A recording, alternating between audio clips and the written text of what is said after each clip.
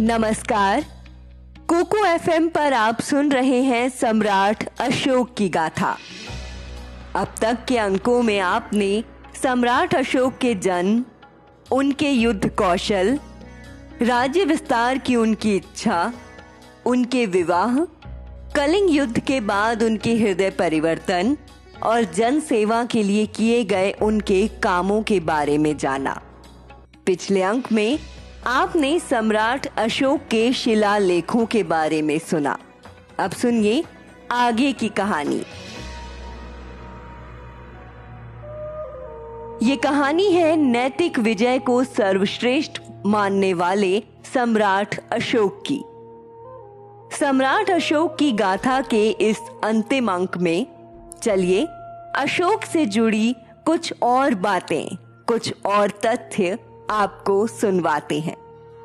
अशोक के बौद्ध धर्म स्वीकार करने के बाद बौद्ध धर्म को राज्याश्रय प्राप्त हुआ। उस समय पाटलिपुत्र के अशोकाराम में करीब 60,000 भिक्षु रहते थे। धीरे धीरे सारे देश में बौद्ध भिक्षुओं की संख्या और उनका आदर बढ़ने लगा। ऐसा कहना अतिशयोक्ति नहीं होगी कि बौद्ध धर्म और अशोक दोनों ही एक दूसरे के पूरक रहे।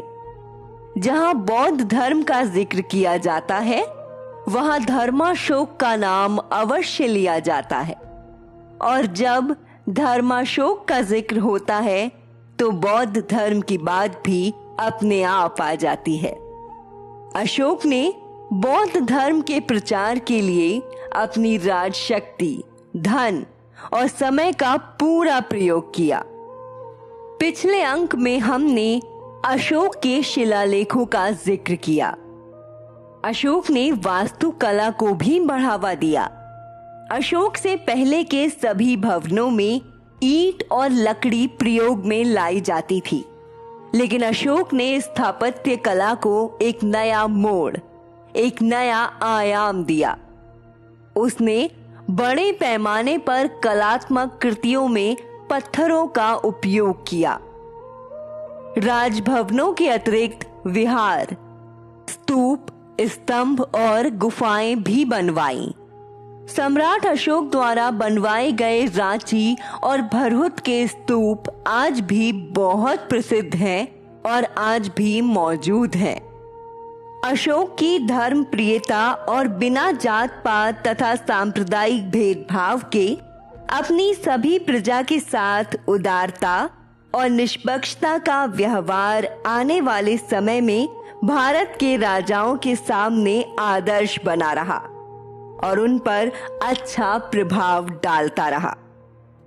लेकिन जिस समय मगध साम्राज्य को अशोक ने उन्नति की चरम सीमा पर पहुंचाया था, उसी मगध साम्राज्य को उसकी मृत्यु के 50 वर्ष बाद ही शुंग वंश के पुष्यमित्र के हाथों पतन में डूबना पड़ा।